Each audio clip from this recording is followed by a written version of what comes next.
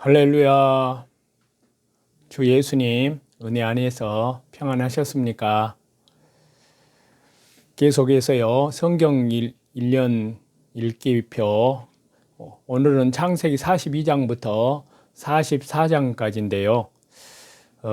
먼저 42장 말씀을 보시면 요셉의 형제들의 제1차 재회를 하게 되고요. 또 그 가운데 형제들에 대한 요셉의 제1차 시험이 시작되는 그러한 내용입니다. 자, 창세기 42장은 넓게는 하나님께서 구약시대에 구속사의 구원 역사의 주역으로 선택하신 이스라엘 민족의 유명한 4명의 조상들, 그러니까 아브라함, 이삭, 야곱, 요셉의 조상들의 생애를 기록한 창세기 후반부인 13장에서부터 50장에 속하는데요. 그리고 보다 좁게는 선민 이스라엘의 혈통적 조상일 뿐만이 아니라 구속사, 구원 역사 전반에 걸쳐서 모든 성도들의 믿음의 조상으로, 믿음의 아버지로 부름받았던 아브라함과 이스라엘 제2대 조상으로 순종과 온유의 삶을 살았던 이삭, 그리고 이스라엘 12지파의 직접적인 조상인 야곱에 이어서요, 구약의 구속사, 구원 역사의 주역으로 선택된 언약의 백성이 애굽으로 내려가게 된 직접적인 계기를 마련한 요셉을 중심한 야곱의 12아들의 역사가 기록된 37장부터 50장까지의 거기에 해당되는 그러한 말씀이라고 할 수 있습니다. 그 가운데 창세기 42장부터 46장은 야곱의 11번째 아들 요셉을 통하여 창세기 15장에서 이미 아브라함에게 미리 언약을 한 언약 가문의 애굽, 이집트의 이주가 실현되는 과정에 대한 그러한 말씀이라고 할 수 있습니다. 자, 이러한 전체적인 맥락 하에서요, 이 창세기 42장의 내용을 보다 세분해서 말씀을 드리면은 먼저 1절부터 8절은 극심한 기근을 견디지 못하여 애굽으로 곡식을 사러 온 형제 10명과 요셉이 첫 번째로 대면하는 장면입니다. 다음에 9절부터 25절은 형제들을 정탐꾼으로 몰아서 다시 한번 형제와 형제 사이의 분열을 조장하여서 그들의 인격이, 신앙의 인격이 성숙된 정도와 과거 죄악에 대한 회개의 정도를 알고자 하는 요셉의 1차 형제들을 시험을 보여주고 있습니다. 그리고 26절부터 38절은요, 앞 단락에서 주어진 그런 시험을 받고 기항한 후에 요셉으로부터 사온 곡식 자루에 곡식을 사기 위해서 가지고 갔던 돈이 담겨 있는 것을 보고 더욱 두려워하는 야곱 집안의 그러한 삶이 그려집니다. 이는 결국 시험의 강도를 더욱 높이는 효과를 가져왔는데요. 한편으로 저와 여러분, 우리는 이 창세기 42장을 통하여서 팔렸던 자 요셉과 팔았던 자 형제들이 20년 세월이 지난 후에 신문을 하는 총리 대신과 두려워 떠는 피신문자의 신분으로 만나는 장면에서 가히 인생의 아이러니를 절감하게 됩니다. 또한 이는 전날 요셉이 꾼 애언적 꿈의 성취이기도 한데요. 요셉과 형제들은 그저 자신들 사이에 있었던 애증과 갈등으로 팔고 팔리웠었습니다.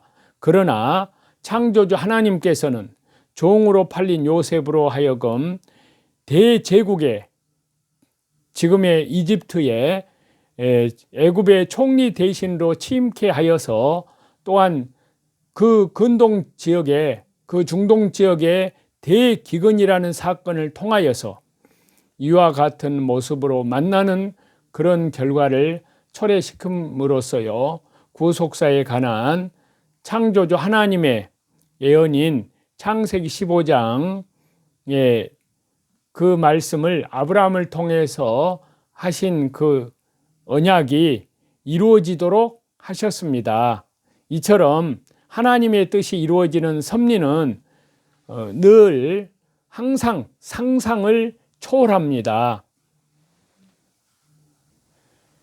그리고 이제 창세기 43장에 대한 말씀을 드리면요, 요셉과 형제들의 두 번째 다시 재회를 하는 그러한 장면인데요. 자, 여기 말씀에서는 창세기 42장부터 46장에 걸친 언약 가문의 애굽 이주 사건의 과정이 기록된 한 연속적인 부분이라고 42장에서 말씀을 드렸는데요. 계속되는 기근, 엄청난 대기근으로 인해서요 요셉과 형제들의 두 번째 재회가 추진되는 여기 창세기 43장의 내용을 보다 세분하여 살펴보면은요, 먼저 전반부 1절부터 15절은 다시 식량이 떨어져서 형제들이 요셉의 막내 동생 베냐민을 데리고 다시 가나안으로 애굽으로 식량을 구하기 위하여 내려오는 그러한 장면입니다. 특히 요셉과 모계 사이가 같은 동생 베냐민을 두고 늙은 아비 야곱과 그의 아들들 사이에 갈등이 야기되는 그러한 장면은 요셉이 팔려가던 과거의 상황을 연상시키면서요 보다 신앙의 인격이 성숙된 형제들 가운데 특히 유다의 모습이 단연 부각이 되고 있습니다. 자, 이집트의 총리, 애굽의 총리 대신이 자신이 꿈에도 그리던 아들인지도 모르고 예물을 준비시키는 야곱의 모습을 보면은요, 예언의 간접적인 성취를 보게 됩니다. 한편으로 후반부인 16절부터 34절은 요셉이 자신의 정체를 밝히지 않으면서도 그들을 대접하고 다시 한번 창세기 44장에서 주어질 두 번째 시험을 준비하는 내용을 기록하고 있는데요. 이러한 각 부분의 보다 상세한 내용들을 우리가 말씀을 읽어보면서 자세히 파악했으면 좋겠습니다. 자, 이처럼 창세기 43장은 표면적으로는요 창세기 42장의 첫 번째 재회에 이어지는 제2차 재회의 과정에 대한 사실적인 기록인데요. 그 내면을 살펴보면은요, 언약 가문의 그 가족들이 신앙과 그리고 신앙의 인격면에서 점차 성숙되어 감을 보여주고 있습니다. 동시에 이는 하나님께서 이끌어 가시는 구원 역사가 점차 택한 언약 가문의 애굽 이주라는 이집트의 이주라는 대변혁을 향해서 서서히 진행되어 감을 보여주고 있는데요. 실로 하나님께서는 인간이 미처 깨닫지 못하는 오묘한 방법을 통하여서 하나님의 뜻을 한치의 어긋남도 없이 완벽하게 이루어 나가시는 역사의 주관자가 되시는 것을 볼 때 하나님의 하시는 오묘한 일은 우리가 측량할 길이 없다는 것을 더욱 깨닫게 됩니다. 창세기 이제 이 다음에 다음에는 44장에 대한 말씀인데요. 이 창세기 44장에서는 형제들에 대한 요셉의 제 두 번째 시험과 유다의 탄원을 기록하고 있는 말씀인데요. 자, 형제들에게 시험과 연단을 가하되 그들의 인격과 우애를 철저하게 확인하는 두 번째 시험이 기록된 이 창세기 44장의 내용을 세 분에서 살펴보면은요. 먼저 1절부터 13절에서는 요셉은 베냐민의 곡식자루에 자신이 사용하던 은잔을 넣어서 그를 도적으로 몰아서 다시 한번 형제들에게 형제를 희생시키면 자신은 살 수 있을 것으로 생각해 하는 시험을 부과합니다. 또 14절에서 34절은요. 그 시험에 대하여 유다가 대표로 나서서 과거에 요셉을 팔던 이기적이며 사악했던 형제들의 모습과는 변모된 보다 성숙한 신앙의 인격의 면모를 보여줍니다. 이러한 진정한 변모의 모습을 통해서 창세기 45장의 진정한 재회가 이루어지게 되고요. 궁극적으로는 구속사의 구원 역사의 대사건인 언약 가문의 이집트의 이주가 애굽의 이주가 실현되게 됩니다. 자, 이러한 창세기 44장에서 갖는 보다 자세한 내용을 여러분들께서 저와 여러분이 자세히 읽어보면은 더 실감나게 깨달을 수 있을 것입니다. 자, 또 한편으로는 이미 첫 번째 시험에서 맏아들 루벤의 그런 고백으로요. 형제들 사이에서 요셉을 괴롭혔던 과거지사는 큰 후회거리가 되고 있음이 확인되었습니다.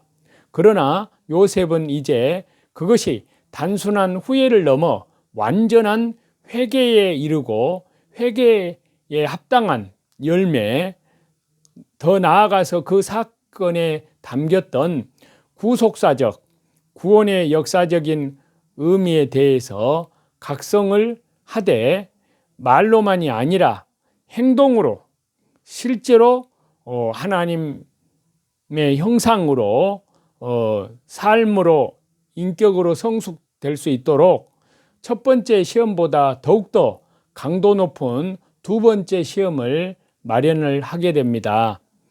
자, 이와 마찬가지로 구속사, 구원 역사의 주관자이신 하나님께서는 때로는 구속사의 주역인 성도들을 연단을 시키시되, 그러니까 저와 여러분을요, 철저히 연단을 시키십니다. 그래서 로마서 5장에 보면요, 환난은 인내를, 인내는 연단을, 연단은 소망을 이루는 줄을 알미라. 그런 말씀이 있는데요. 그 연단은 당장은 큰 고통을 주지만요, 결과적으로는 영원한 삶에 이르게 하는 깨달음을 준다는 사실입니다. 다시 말해서 그리스도의 형상을 닮아 나아갈 수 있도록 성화 구원을 이루어 나간다는 것입니다. 저는 창세기 44장 14절에서 34절 말씀을 오늘 중점의 말씀으로 살펴보고자 합니다. 여기 내용은 여러분들께서 잘 아시겠지만은 유다의 감동적인 탄원에 대한 내용입니다. 자, 중요한 말씀만 보겠습니다. 14절에 유다와 그의 형제들이 요셉의 집에 이르니 요셉이 아직 그곳에 있는지라 그의 앞에서 땅에 엎드리니 요셉이 그들에게 이르되 너희가 어찌하여 이런 일을 행하였느냐? 나 같은 사람이 점을 잘 치는 줄을 너희는 알지 못하였느냐? 유다가 말하되 우리는 내 주께 무슨 말을 하오리까? 무슨 설명을 하오리까? 우리가 어떻게 우리의 정직함을 나타내리이까? 하나님이 종들의 죄악을 찾아내셨으니 우리와 이 잔이 발견된 자가 다 내 주의 노예가 되겠나이다. 요셉이 이르되 내가 결코 그리하지 아니하리라. 자니 그 손에서 발견된 자만 내 종이 되고 너희는 평안히 너희 아버지께로 도로 올라갈 것이니라. 18절 유다가 그에게 가까이 가서 이르되 내 주여 원하건대 당신의 종에게 내 주의 귀에 한 말씀을 아뢰게 하소서. 주의 종에게 노하지 마소서. 주는 바로와 같으심이니이다. 이전에 내 주께서 종들에게 물으시되 너희는 아버지가 있느냐 아우가 있느냐 하시기에 우리가 내 주께 아뢰되 우리에게 아버지가 있으니 노인이요 또 그가 노년에 얻은 아들 청년이 있으니 그의 형은 죽고 그의 어머니가 남긴 것은 그뿐이므로 그의 아버지가 그를 사랑하나이다 하였더니 주께서 또 종들에게 이르시되 그를 내게로 데리고 내려와서 내가 그를 보게 하라 하시기로 우리가 내 주께 말씀드리기를 그 아이는 그의 아버지를 떠나지 못할지니 떠나면 그의 아버지가 죽겠나이다. 주께서 또 주의 종들에게 말씀하시되 너희 막내 아우가 너희와 함께 내려오지 아니하면 너희가 다시 내 얼굴을 보지 못하리라 하시기로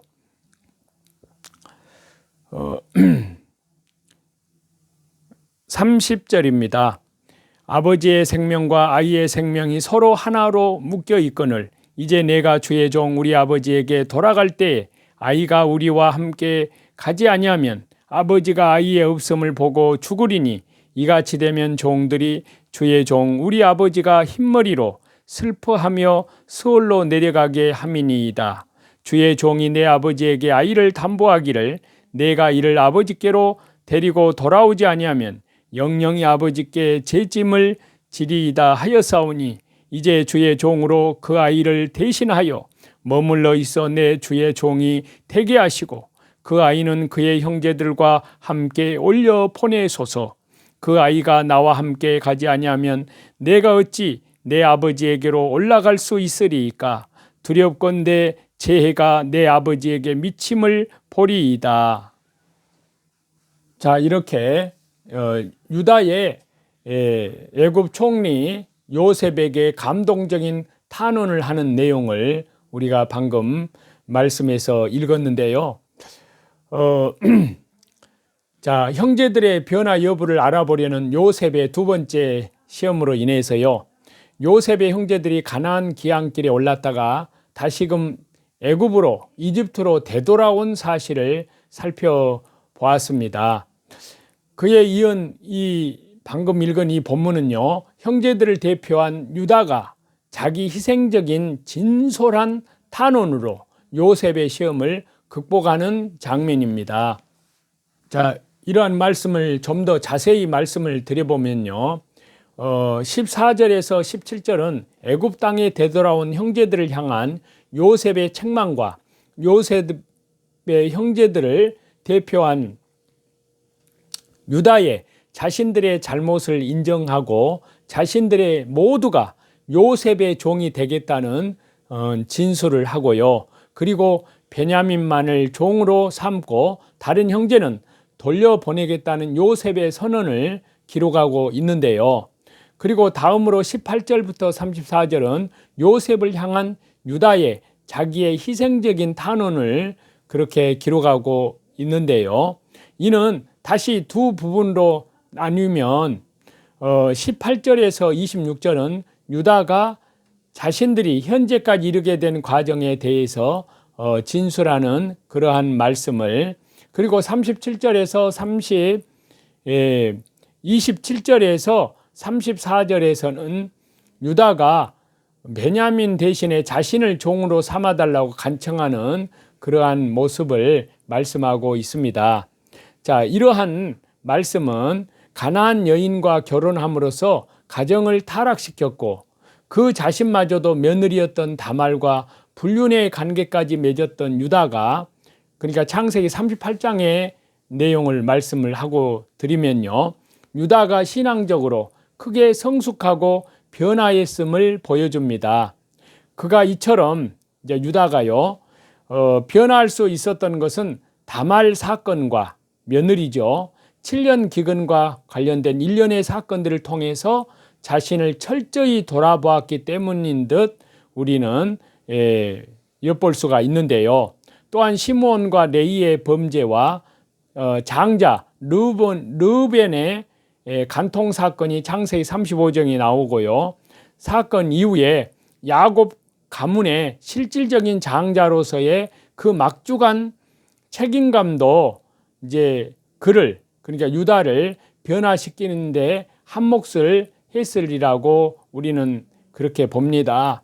아무튼 유다의 탄원은 실로 효성스러웠고요. 우애 어린 자기의 희생적인 그러한 모습을 우리가 엿볼 수가 있습니다. 이러한 가식이 전혀 없는 진솔한 탄원은 요셉을 크게 감동을 시킵니다. 마침내 눈물의 내용과 화해의 장을 만드는 결정적인 계기로 창세기 45장에서 나오는데요. 그러한 계기로 작용을 합니다. 뿐만 아니라 이 일로 인해서 유다는 후일 야곱으로부터 메시아의 언약을 받는 축복도 누리게 되었습니다. 그래서 한편으로 여기 방금 읽었던 말씀에서 유다의 중보로 구원받은 베냐민은 예수 그리스도의 십자가 대속의 사역으로 영원한 속죄, 온 세상 죄, 그 죄에서 구원받은 모든 성도들, 자기 희생적으로 베냐민을 위해서 중보의 탄원을 한 유다는 성도들의 구원을 위해서 자신의 피로써 중보 사역을 담당한 우리 주 예수 그리스도와 연약한 성도들을 위해 기도하며 예수는 신앙의 우리 성령님의 중보 기도들을 야곱 가문의 구원을 위해서 형제들에 의해서 팔렸지만 그들을 원망하지 않고 용서하고 그들을 기근에서 구원한 요셉은 연약한 성도를 값없이 구원하신 주 예수님 그리스도를 각각 예표한다고 할 수 있습니다. 자, 그래서 여기 본문에서 주는 우리가 몇 가지 가르침을 얻으면요. 첫 번째는 자신을 버리는 희생정신이 곧 생명의 길이라는 진리를 우리가 가르침을 받고요. 그 다음에 두 번째는 진실만이 어떠한 역경과 난관이라도 능히 극복할 수 있는 힘이 된다는 사실을 생생하게 저와 여러분에게 가르쳐주고 있다 할 수 있습니다. 이러한 유다의 성숙된 신앙의 모습을 보면은요, 이전의 모습과는 다르게 형제를 위해 호소하고 간청하는 자로 이렇게 등장을 하고요. 오랜 세월이 그를 성숙하게 변하게 했고요. 그러나 유다가 변화된 것은 신앙의 씨앗이 그의 마음속에 있었기 때문입니다.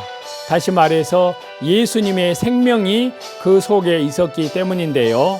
씨앗이 열매로 자라듯이 유다도 성숙해진 것입니다. 그러한 성숙한 신앙의 모습을 우리가 잠깐 유다의 신앙을 살펴보면은요. 첫 번째는 형제를 위하는 신앙이네요.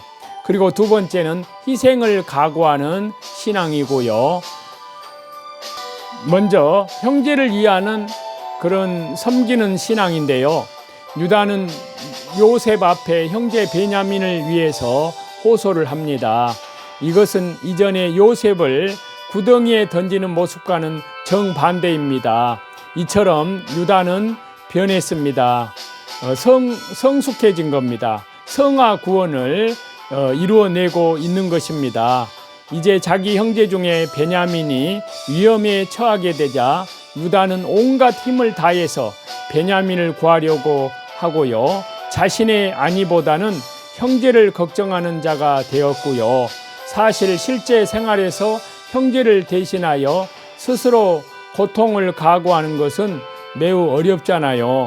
그런데 이런 것은 형제를 진정 내 몸같이 사랑하는 마음에서 비롯되고요. 또 저와 여러분도 우리도 유다의 성숙한 신앙을 주 예수 그리스도 은혜 안에서 본받아야 될 줄로 믿습니다. 형제의 어려움을 대신 짊어지는 삶을 사시는 우리가 되기를 간절히 바라고요. 두 번째는 희생을 각오하는 신앙이라고 말씀드렸는데요. 유다의 신앙은 자신을 포기하여 형제를 구하는 희생적인 것입니다. 유다 자신이 베냐민을 대신하여 종이 되겠다는 것이고요. 주의 종으로 아이를 대신하여 이 말을 하는 유다의 심정을 우리가 상상해 보면은요, 오늘날 저와 여러분 우리의 가슴에도 유다의 간절한 심정이 전달되는 듯 합니다. 그리스도 예수님의 은혜 안에서 말이요. 저와 여러분도 우리도 진정 희생하는 삶을 살기를 원합니다. 우리의 주위에는 너무나 많은 사람이 우리의 희생적 삶을 기다리고 있는데요. 이 시대에도 아무도 남을 위해 살지 않습니다. 그러나 저와 여러분은 복음을 위해서